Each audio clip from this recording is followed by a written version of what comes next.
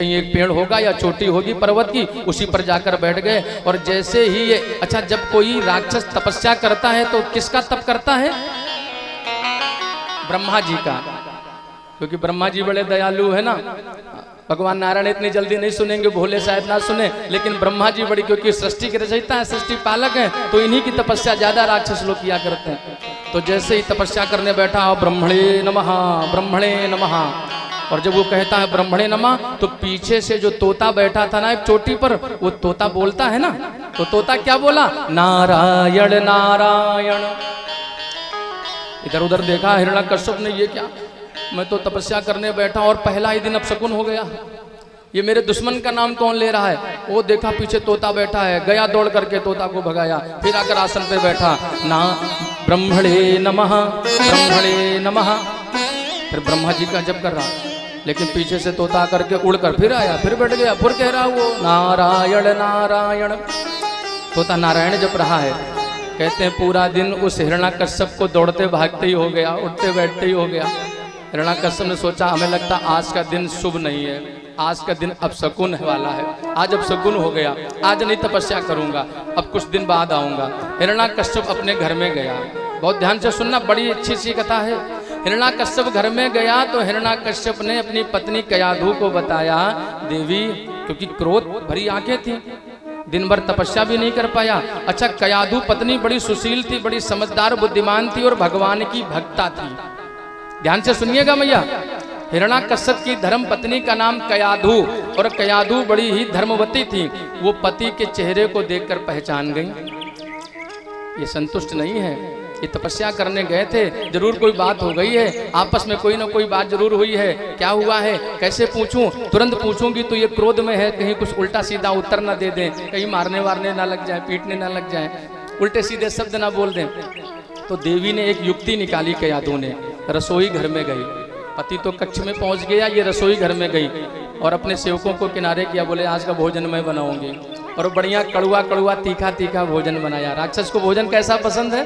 जो ज्यादा कड़ुआ खाता है, ज्यादा तीखा खाता है, वो राक्षस। बहुत कड़ुआ कड़ुआ भोजन बनाया, तीखा सा, और सारे व्यंजन बना करके वो कयाधु अपने पति के पास में पहुंच गई, और पहुंच करके अपने पति को भोजन कराया और उनकी सेवा करने लगी, पद चापने लगी। हे नाथ, आज आप, क्या बात है, आप तो तपस्या करने गए थे, कह रहे थे हम 1000 वर्ष तक अखंड समाधि करेंगे, तपस्या करेंगे, वरदान प्राप्त करेंगे, अजरता अमरता का वरदान पाएंगे, लेकिन ये क्या आज आप ही वापस लौट आए? देवी कुछ पूछो ना, आज बड़ा अपशकुन हो गया वहां पर, क्या हो गया? कयाधु ने जब बार बार पूछा तो उसके मुख से निकल गया, हिरण्यकश्यप के मुख से, हे देवी, आज अपशकुन ये हो गया कि जब मैं तप कर रहा था तो पीछे से एक तोता आ गया और वो बार बार मेरे दुश्मन का नाम ले रहा था, वो नारायण नारायण कह रहा था। और जैसे ही कहा तो मानो कयाधु के हृदय में अति प्रसन्नता हुई।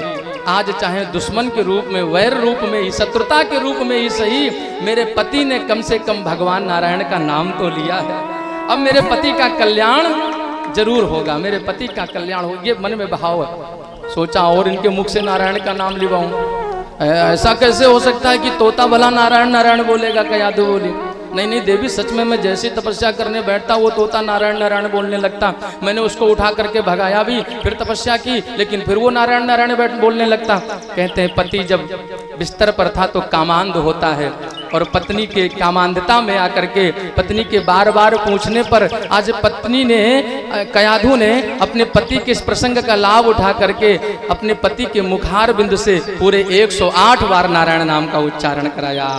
बोलो नारायण भगवान की जय हो। और कहते हैं, सुन लीजिए, जब ये नारायण नारायण के नाम का उच्चारण हो रहा था ना, तभी कयाधु मैया सगर्भा हुई हैं, और तभी कयाधु मैया के गर्भ में, अर्थात हिरण्यकश्यप की पत्नी के गर्भ में कौन आया?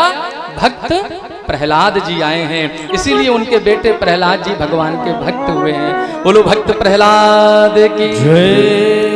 दूसरा दिन हुआ, हिरण्यकश्यप फिर से तैयार हो गया और गया तपस्या करने के लिए। क्या कर रहा है? अब की बार उसने मंत्रों से अपने आप को बांध लिया, कोई डिस्टर्ब नहीं कर सकता है, डोंट डिस्टर्ब मी, और तपस्या करने लगा ब्रह्मा जी की अजरता अमरता का वरदान पाने के लिए। सुखदेव भगवान कहते, राजन परीक्षित, तप चाहे जितना कर ले, और जप चाहे जितना कर ले, लेकिन प्रभु को